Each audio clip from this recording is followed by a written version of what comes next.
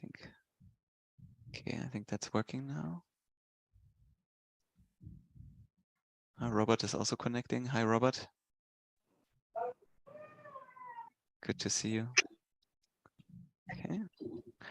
All right, I think we're all set. So welcome everyone, and hopefully you will have seen the notification that we're live on YouTube.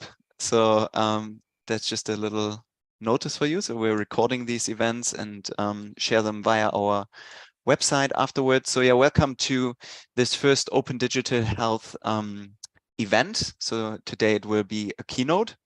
So it will be the first event of this year. And yeah, so I'm very excited to welcome Professor Stephen Lattre, who will be presenting to us. Stephen is a professor and he's leading the artificial intelligence research at the imec, the R&D hub for nanoelectronics and digital technologies. His main expertise focuses on combining sensor technologies and chip design with AI to provide end-to-end user solutions in sectors such as health and smart industries. And today's presentation is entitled How AI and Sensing Can Help in Building Personalized Treatments. So I will hand it over to Stephen now. He will do his presentations, and then afterwards we will have some time for discussion as well. So over to you, Stephen. Yeah, thanks a lot, Sebastian. So indeed, so hi, I'm everyone. Thanks a lot for inviting me. Looking forward to this talk. So maybe a little bit of information about my background and also what the imec Research Center is to start with. So I'm Stephen. I'm a computer scientist from background. I started my career in researching machine learning solutions specifically for computer networks. And about 8-9 years ago, I became a professor at the University of Antwerp, where I was leading a research group, which was closely affiliated with imec as well. But since last year, I'm fully engaged with imec, where I'm leading the overall AI activities. And within those overall AI activities, which I will definitely talk a bit about today as well, health is absolutely a very strong point, but we also do other verticals such as automotive, robotics, which I will not be talking about today. First of you, for those of you who don't know imec, a little bit of background of what imec is. imec is a research center in Belgium, Netherlands mainly, but we have offices worldwide. We're a non-profit research organization founded in 1984, and we were doing research in nanoelectronics and digital technologies. And in that sense, I think we can safely say that we're world leading, especially in the nanoelectronics part. And this is mainly due to a unique clean room infrastructure we have, an investment of more than 3 billion euros in the past, where we actually have several clean rooms where we develop and research new nanoelectronics technology for the years to come. In that sense, we work together with all the large technology players in the digital world. We're doing this with a group of about 5,000 R&D researchers, and our main focus is really on translating basic research into industry applications as well. So nanoelectronics is a complex world in a sense, and what does that mean, or where could you have seen imec technology for? Since I think we have a very strong relationship with a lot of companies, I think it's actually fair to say that there is a piece of imec technology in all high quality hardware right now. We do not design and productize chips. What we do is we build sensors, we make components of chips, not chips for the next year, but typically in 5 to 10 years that we'll see markets in that sense. And so specifically in the domain of health, there are, in this longer track record that we have had, there's a variety of things that we have been looking at where we can make some claims. So I'll give you an overview of some imec inventions technology that has in the end enabled specific semiconductor chip technologies. In that sense, we've been driving already for the last 38 years, really the Moore's law, what we call in computer science, where well, the typical computers are becoming smaller and smaller from mainframes back in the 60s, 70s to desktop computers, mobiles, and wearables. Well, I think the same thing we're doing also in the health domain. So just give an idea of a number of things that we've been doing there. We've been looking at specific tools or specific devices to do genome sequencing. We've been developing sensors to do accurate glucose monitoring connected to a mobile device. And also in the wearables sector, we've been, for example, working together with Samsung on their chill bands, a specific smartwatch, where we developed components for as well. And so the main domain that we're looking at in the area of health right now is specifically life sciences, where we really try to develop specific components for sensors or the sensors themselves. All the examples you see here are examples of existing products which have imec technology already inside. You will not see a sticker imec inside as you would see with Intel sometimes, but it's because we were very early in that value chain or in that time frame as well. But all of these solutions have had imec technology, which made an important impact. Let me maybe focus on two of those. I already mentioned the chill band. We also did some focus on heart monitoring for Philips. But maybe two that I'm very proud of are the two last ones in this row. On the bottom right corner, you see our NeuroPixel probe. What is a NeuroPixel probe? With our NeuroPixel probe, we're able to monitor invasively at very high resolution a number of neurons, for example, in animals, specifically for doing neuroscience research. So this is a very small needle where connected to that needle are a lot of electrodes which we can independently monitor, and then as a result can really monitor a very small size of a brain. This is actually being used by hundreds of neuroscientists partners worldwide. Another example is the one just next to that, Next-Gen Omics, where we partnered with PacBio to deliver a specific sensor based on a simple optical camera that we upgraded with specific optical technology as well. And that sensor has actually been used by PacBio to do genome sequencing. So you might have heard that in 2021, the very last portion or fraction of the human genome has been fully sequenced. That's a breakthrough that was realized by PacBio, but I think it's safe to say that imec had a very important role in that domain as well, by delivering the sensor technology to support all of that. And so what I want to talk to you about today is really that domain of sensing, sensors, and machine learning, specifically in life sciences. These are two different domains which, in my opinion, are coming closer and closer together.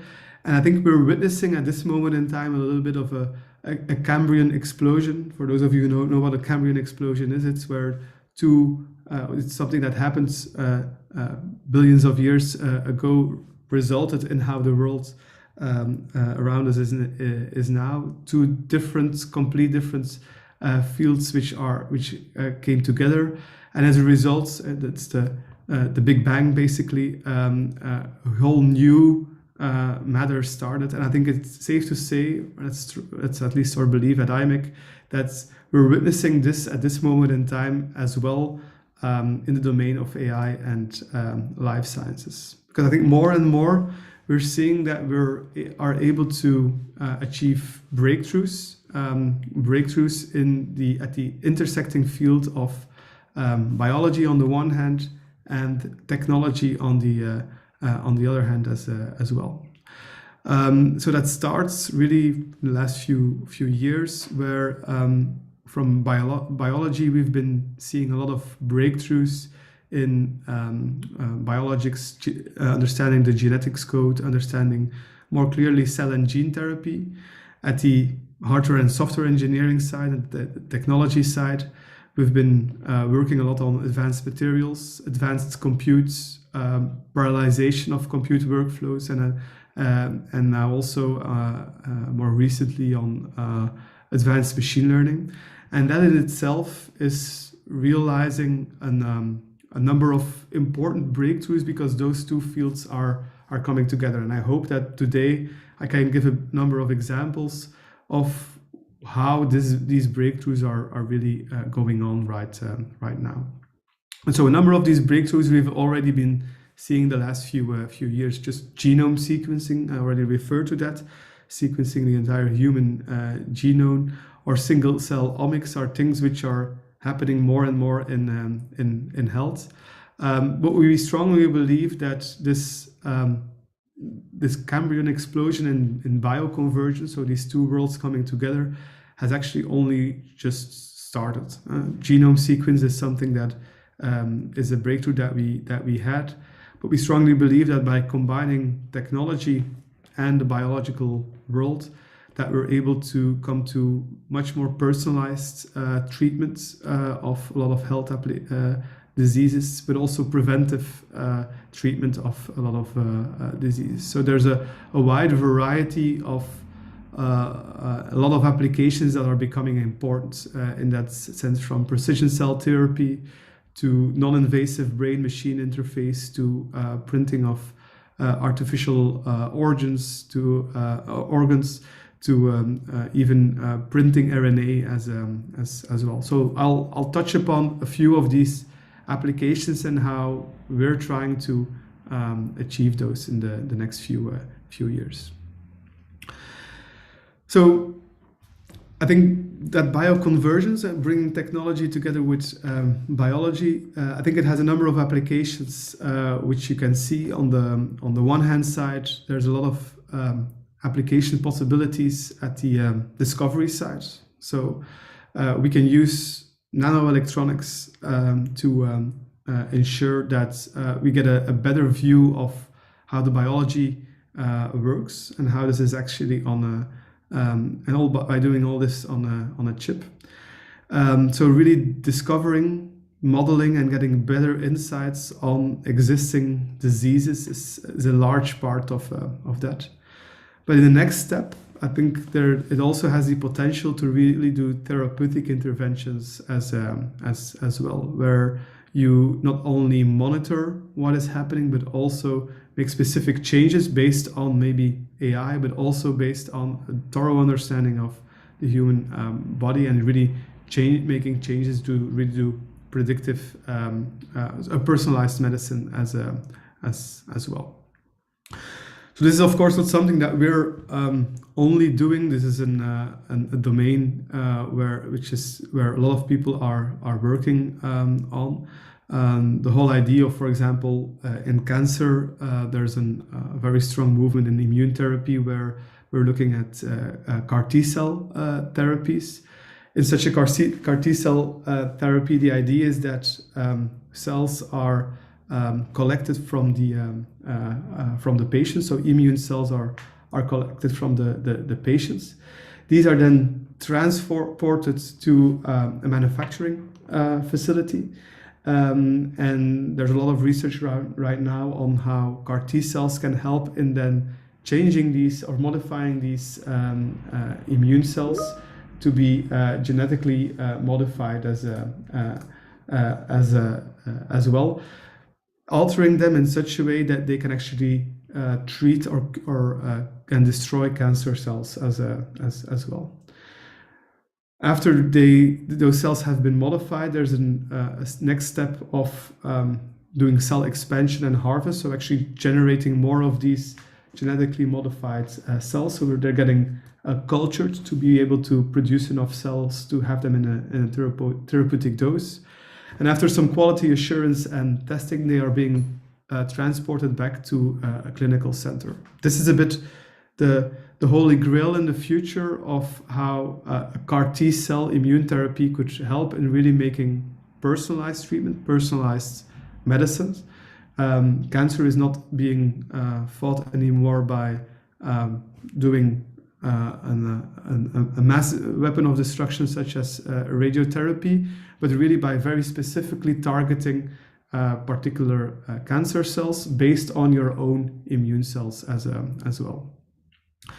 There are, however, if you look at this process, there are very strong issues with this process.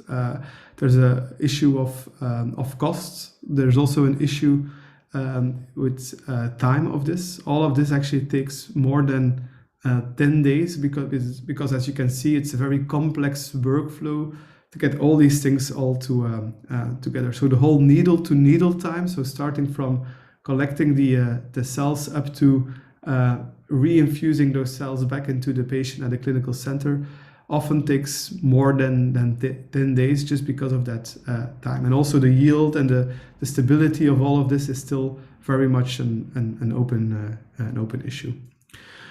We think that leveraging on semiconductors, that we can actually play a very big role in that. And that's exactly the cup of tea of what imec is doing. imec is focusing on really going deep into how semiconductors work and really making sure that we can change that considerably. And I think the advantages that this has towards precision manufacturing is that you were able to get a general practitioner in a box, more or less. We're developing silicon technology to support companies in cell therapy to make really precise, fast, but also affordable cell therapy solutions that increase the quality and support because it's really a closed system. So see it really as a next step into bringing the cell therapy into a single box very close to the point of care. Now, in order to do that it's important that we really try to go for a deep tech stack approach, so that we start from the materials, looking at new process technologies, looking at new circuits, new chips as well, but that we include AI and software as well to really provide a solution to bridge that gap towards the actual biology. And that's exactly what the research that we're doing at imec is all about right now in the health domain. We strongly believe that nanotechnology can really be a unique selling proposition, or USP, and really be an enabler for such a precision medicine for a number of reasons. On one hand, nanotechnology has shown that we were able to do massive parallelization of very high throughput application. Genome sequencing right now is possible because of massive parallelization options that were realized through nanotechnology. It also allows us to make a very precise measurement and control with the granularity of biology as well. And we can do this in a very energy efficient way, very highly miniaturized as well. Semiconductors technologies in the past have always been smaller and smaller, so it's really an advantage of building very small devices to support all of that. Might sound a bit abstract, but I'll give you some very clear examples of how we are doing this in the future. So our approach has always been in combining sensor technology. On the one hand, we've developed a variety of life science sensors, and we couple this with low power edge AI solutions as well. So on the other hand, we've been developing a number of low power AI chips to really be able to do processing at the point of care as well. So I said this might sound a little bit generic, so let me give you some very clear examples or specific examples of things that we're doing right now in the lab and how we think we can make a difference in that sense. So in one domain, we're looking at trying to replicate human biology on chip. So in a lot of emerging bioconvergence applications, there's a need to have a better and deeper insights into both the current state of the disease, but also in the progression of that disease. You want to do that very fast to really be able to enable personalized interventions. And that requires you actually that you're able to monitor what happens in the human body in a very fast way, but also hopefully very non-intrusive as well.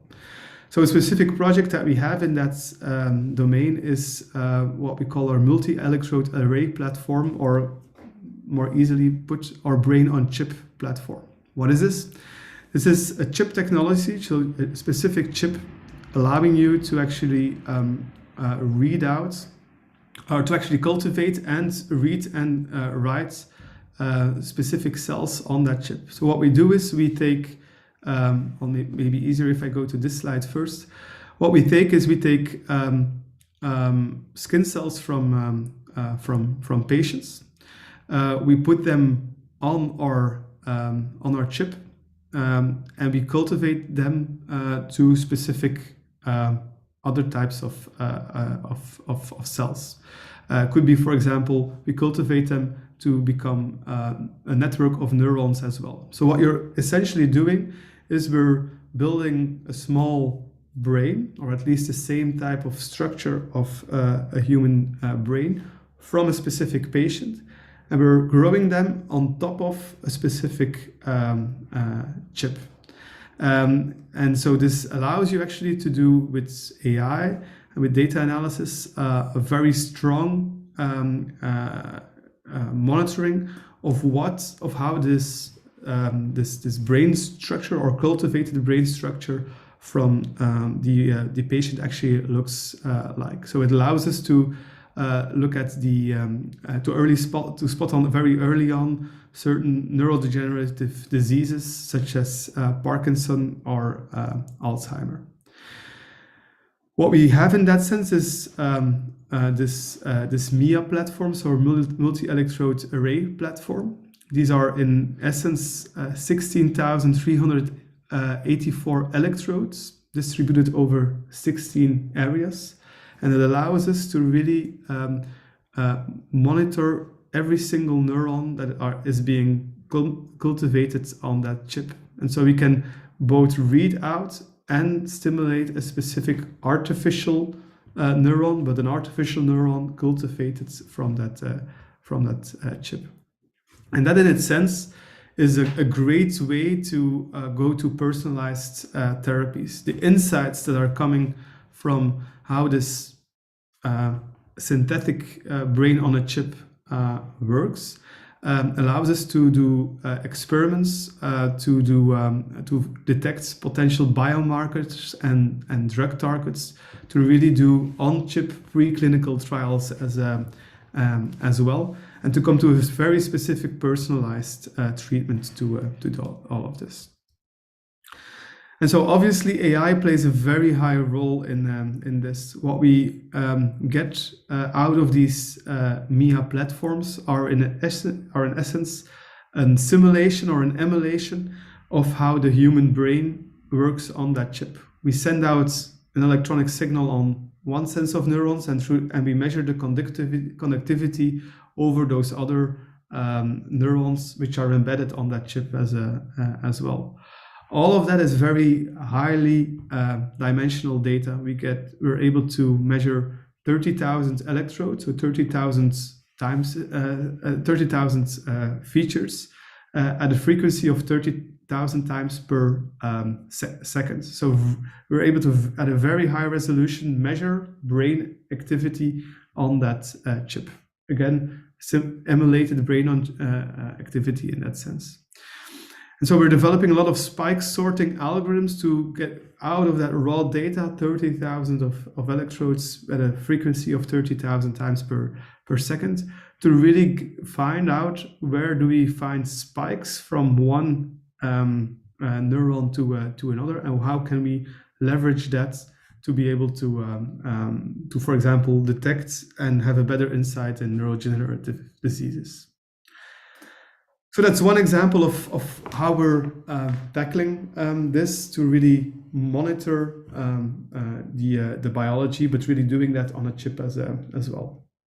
The second domain I wanted to touch upon is non-invasive access to the human body and to some extent to mind as well. So there's a lot of, if you want to very accurately monitor how our human body is reacting, there's really still a need to have a lot of non-invasive interfacing as well. Previous example of brain on chip already showed how tedious the process can be. You need to have skin cells, you need to cultivate them on a chip, and it still will take you a long time before you will get an information out of that. This is not something that you would be able to do at the point of care. We believe that specific sensor technologies such as optics, photonics, acoustics, or photoacoustics can actually help in getting a much more non-invasive access to body and mind as well. An area which we're actively working on, I'll show you two examples of things that we're doing in that sense. Something that we developed about 2 years ago, or well, almost less than 3 years ago, when the COVID pandemic started. That's too fast. I thought I had a movie out of that, but apparently that doesn't work anymore, but I'll quickly explain it then. So what we developed is actually this specific device. What is this device? This is an PCR test on chip. So what you have with this is basically something that resembles a little bit a trumpet and allows you to do very rapid PCR testing by identifying virus particles. Could be for COVID reasons, but could also be for other viruses as well, purely based on the person's exhaled breath. The way we do this is a person needs to blow into this tube for about 30 seconds to 1 minute. That breath or that air is being captured on a chip and allows you then to capture the particles on that chip and do a PCR test on the chip as well. The advantage of this approach is that you have a much more reliable accuracy for detecting viruses such as COVID because it's a PCR process than with a typical antigen test. It's a little bit less accurate than a standard PCR test, but you already get these results within 10 to 15 minutes. So this is very important for a lot of applications, for example, at airports, to do a very early, but also very high accurate screening of everything. For COVID, this is probably a solution which was too late, but we're actively looking into new types of applications for this. TBC, for example, is an interesting use case as well, because it allows you to really do an accurate but still also very remote testing of viruses. Another example or another project that we're working on quite a bit is what we call Eye as a Window, where we are trying to investigate specific optical sensors to really look very deep into the retina, with the goal of already detecting as early as possible particular cardiovascular diseases, but also early signs of diabetes, early signs of neurodegenerative diseases as well. Our retina and the arteries that are behind or are inside our retina are actually are actually the first extension of our human brain, and specific anomalies in those arteries can actually be detected by doing very specific sensing as well. This is something which is already being carried out right now, and it is also in clinical settings available. With imec, what we're trying to do is we're trying to miniaturize this, bring this down, so this could actually be used by every single ophthalmologist in the world as well, where you would have a very small form factor device able to detect very early on specific neurodegenerative diseases as well as an early warning as well. So that's family of 2 of things that we are looking at. Family 3 is where we're also trying to work on within imec, is the biomanufacturing process itself. In a lot of these cases, if you want to go to personalized medicine, if you want to go to personalized treatments, there is a bioreactor where you will involved, where you will need to make or generate specific drugs as well in a specific process. In a lot of cases, these bioreactors, which will be more and more personalized in the future, obviously contain very highly valuable goods as well. And measuring how this biological process is happening in this bioreactor is actually very important. To do this as soon as possible so that you can do inline and immediate monitoring. To also be able to actually do some kind of control as well, to do perfect quality estimation, quality control, but maybe also tune the process itself. So in this context, what we're developing is a process analytics technology cube. You can see it here. It's a small pill which you could drop in a bioreactor, and it has calibrated sensors to give you novel insights and immediate feedback of how the bioreactor is working at this moment in time. This is something that we started off in a completely different application domain in the past, where we were developing smart pills, but the same technology, which is a very small form factor, is now being used for bioreactors as well. And in essence, it's a very small pill which can then be wirelessly connected to a collecting point as well, and it measures all the important values which are important in such a bioreactor, such as acidity, temperature, tries to make an estimation of cell density, and so on as well.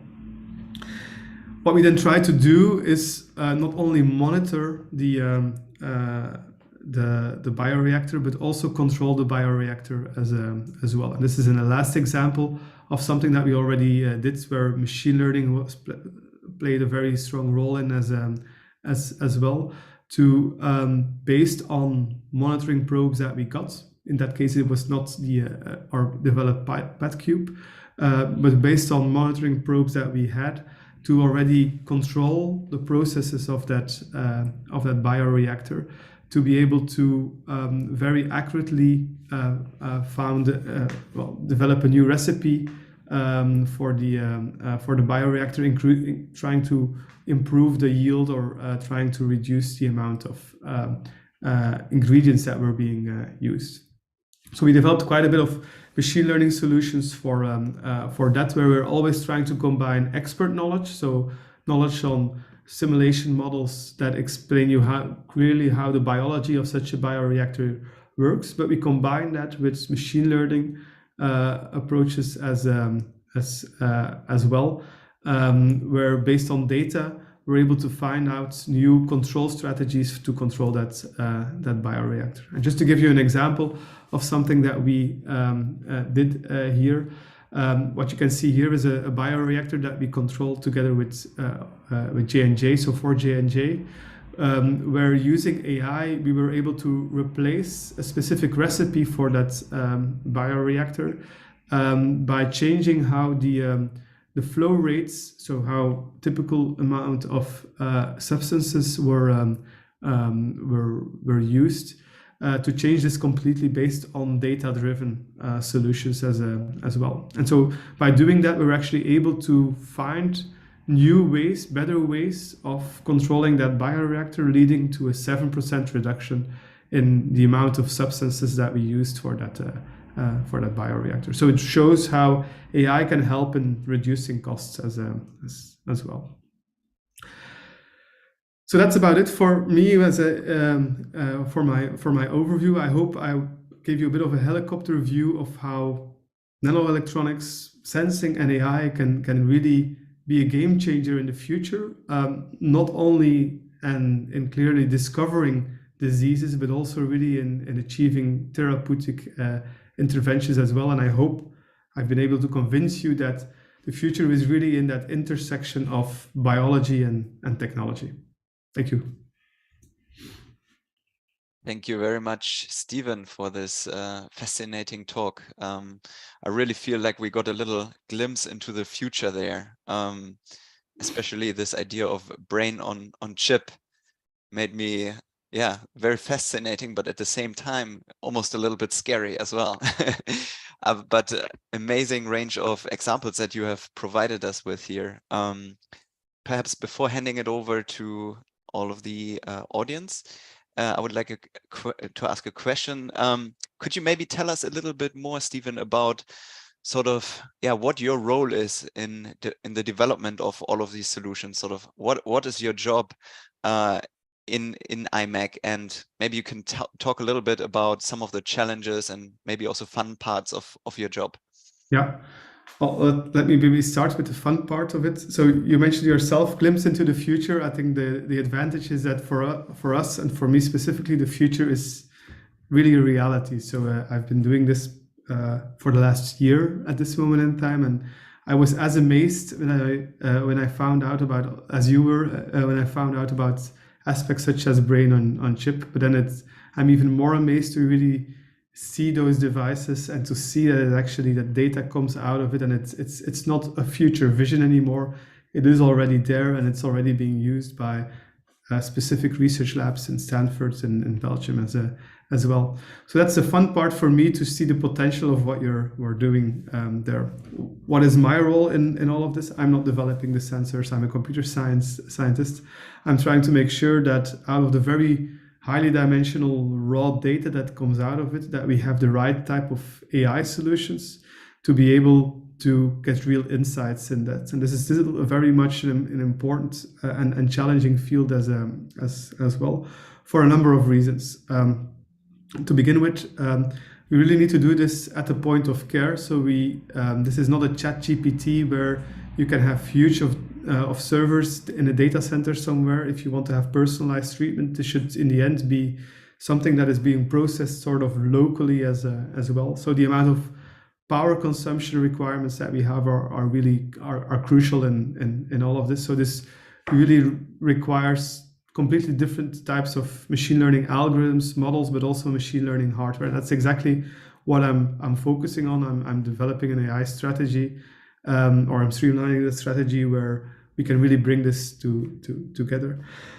Second challenge that I have is the lack of data, and that's another very important research challenge. We might be developing those sensors, but and it's very clear that AI plays a very important role in getting into those actual insights.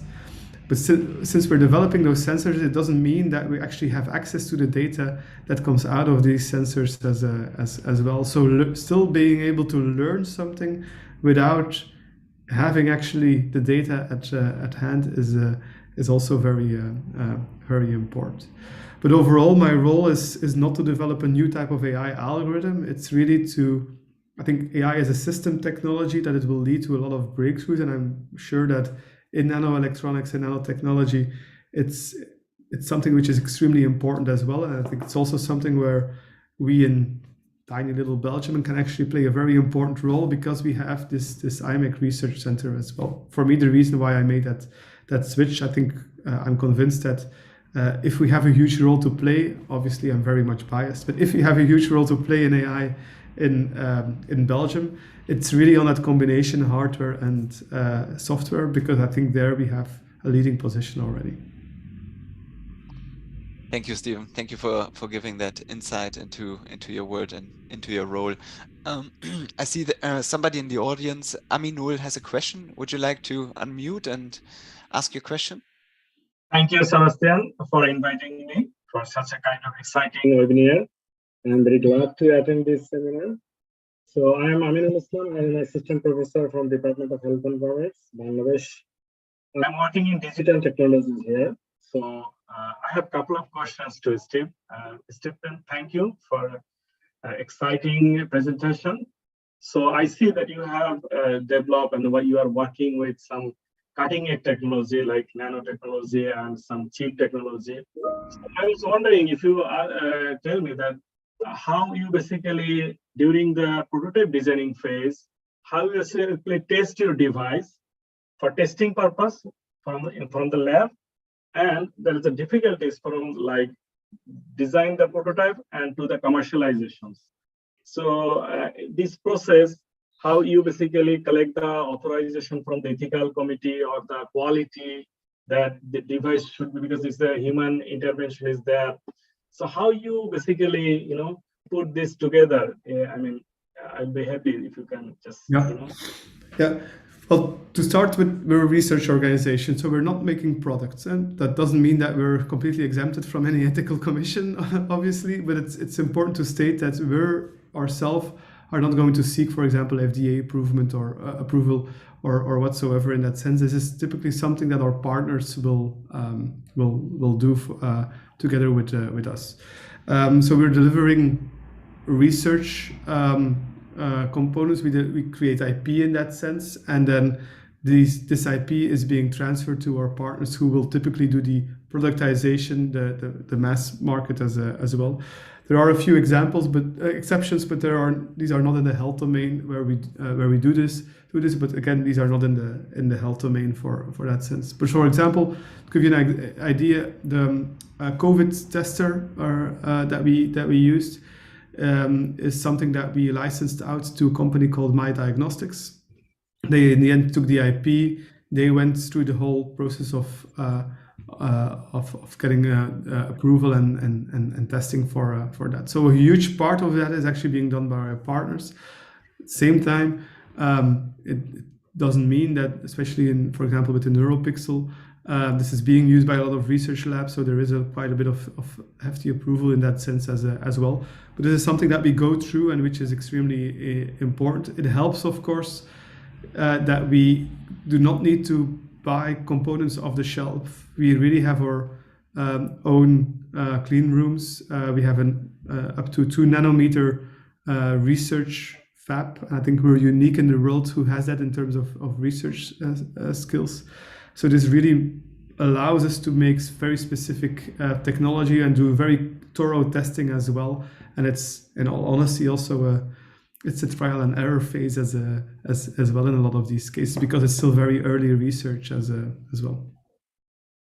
Okay, I understand. Thank you very much. Thanks. Thank you very much, Amisul, for the excellent question. I'm sure it is on Stephen's back of his mind as well, because you are also a professor and come from the academic realm, so I'm sure you're very familiar with all of these things. But that's interesting. I wonder if that also addresses Robert's question in the chat. Was asking about ethical considerations in the development phase. Yeah, so maybe to add a bit still on that. So something I haven't touched upon, but obviously there are indeed very much ethical applications or ethical considerations to be made as well. It's maybe worth mentioning that a part of the research team we have as well is focusing only on the ethical aspects of any type of technology that we develop. This is together mainly with the University of Brussels and the KU Leuven in Belgium, 2 research groups which are affiliated with imec, and they do independent research on this as well, to be ensured that whatever we do is also within those ethical boundaries as well. Great, thanks for the details, Stephen. I see that Felix has his hand up.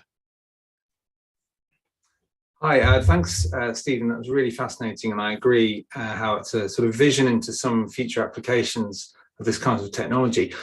Quite a few of the people joining today have an interest in psychology, and when thinking about the sort of the biology, it's interesting to think about how that interacts and intersects with psychology. And I just wondered whether when you are sort of developing new approaches, how, if and when sort of psychology and the sort of the mental health and the mind and so on becomes part of the feature. And I'm also interested in whether you've been able to explore how you can kind of sense different aspects of psychology as well as the sort of biology. And yeah, I'd just be really interested in hearing your thoughts on that. Yeah. So on a personal note, my wife is a psychologist, so actually we have these type of conversations quite a bit as well. If I come in from the really techie part and then she comes in from, but can I do this as well? So I'm just going to repeat what we're talking to each other from time to time as well. So on the one hand, yes, we did look at that as well. So I haven't focused that much on this because this is more from a biological perspective, but we've developed our own radar, our own LiDAR, and specific optical sensors as well, where for example, that was something that was part in the Samsung Chill Band, where we tried to get basic information about stress and stress levels. We're also looking at specific applications to measure cognitive decline in certain scenarios. But it's always very hard to measure these type of things and have the right ground truth as well, because they're inherently much more subjective as well. So that's, I think, one of the challenges that we always face into this. But I fully agree, if we could get a better understanding, and that's then the more future scenarios I would be thinking of, if we would actually could get a better understanding into how the human brain works, and at the same time also couple that with how the mind works, which is for me still something else. That would be an unbelievable breakthrough, which I would dream out in the future as well. But I think we're not there yet to really apply these specific things to that. So I think we need to resort ourselves still to lower resolution sensors right now. Human psychology on a chip to be continued. Yeah. Thank you very much. I will live the day, but that comes out. But we'll see. Great, thanks. Great question. Thanks, Felix, for throwing that in. Do we have further questions or comments for Stephen from the audience?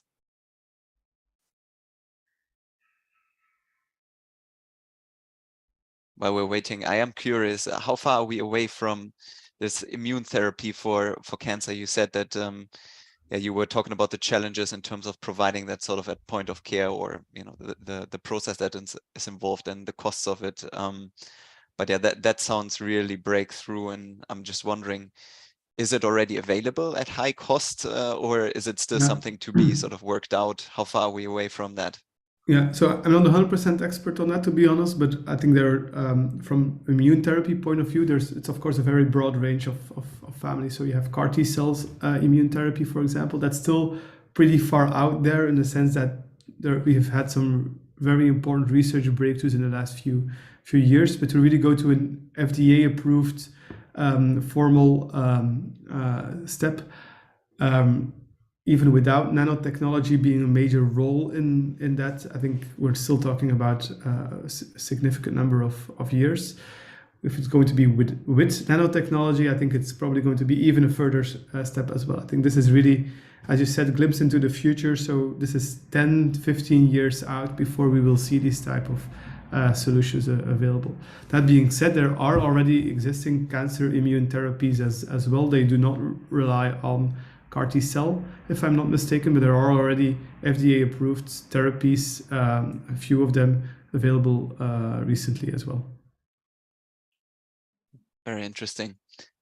Any further questions? Otherwise, I have another one before we let Stephen go. Anybody from the audience who would like to ask Stephen something? Feel free to unmute yourselves or put it in the chat. Otherwise, I have a question, because Stephen, what you were saying about your role, it's very much sort of, yeah, it feels like it's one of the earlier steps in the translational pipeline. You sort of talk to the chip developers and make sure that there's actually some usable data coming out of that, and how do we sort of translate that data into something, yeah, that can lead to improved health and something that's actually understandable to clinicians, patients, end users. So I'm just wondering, can you talk us a little bit through sort of the conversations that you have on a regular basis in order to make that work, in order to sort of make that step in the translational pipeline? Yeah, so I think the big challenge I'm facing day to day, but that's also why I see that in a positive way. That's why I love my job so much, is that at every step in the time we're actually required to make a huge amounts of translation. So you have on the one hand the hardware people, which is already a very broad field of its own, who are talking about all these type of sensing technology, all these type of specific, from optical, photoacoustics, really engineering type of work. Then we have the computer scientists like the family I belong to, more or less, who talk more about software algorithms and all of this. And then you have the people on the biology side of things. And I think a big issue or a big challenge I see with all of this is that I think it's fair to say in 70% of the cases, we do not understand each other. And in a lot of cases, I really just need to say, please stop after 5 minutes already, because you lost me completely with all these abbreviations. And that's tiring, that's time consuming, that's hard sometimes, but I do see that if we're able to bridge that gap, and that's with really a lot of taking people by the hand and explaining really very basic stuff from my perspective, and then they're explaining very basic stuff from their perspective to me. Suddenly we're seeing those connections, and we're seeing that it's actually doable. But since it's really different fields of expertise, bringing them together is extremely hard, because it's also quite complex in the type of matter. So these are actually my day-to-day conversations for a large part, understanding each other, asking, could you explain it to me as I'm a 6-year-old, now explain it like I'm a 10-year-old, now explain it like I'm a 12-year-old, and gradually building up on that. Very good. Yeah, I really like that strategy. I think that's a strategy that we can all take home today after this presentation. So yeah, thanks again, Stephen. If there are no further questions, I don't want to keep people longer than needed. But again, it's been an absolute pleasure to have you, Stephen. So thank you very much for taking the time and talk to the open digital health community today. And yeah, we will upload the recording of the event, and so feel free, everybody, to share that as well with your networks. Yeah, again, thank you, Stephen, and hopefully see you all back for more events, which we will be sending out to you soon. And also, before you leave or after you left, if you could just click on the link in the chat to give us your feedback in terms of what you liked, didn't like. Well, I'm sure you really enjoyed this, and perhaps also tell us what kind of events you would be interested in hearing, or what topics you would be interested in hearing in the future. So yeah, thank you everybody for coming along, and have a nice rest of the day. Thanks a lot for having me, and thanks a lot also for the very interesting questions. Thank you, Stephen. Thanks, bye. Bye-bye.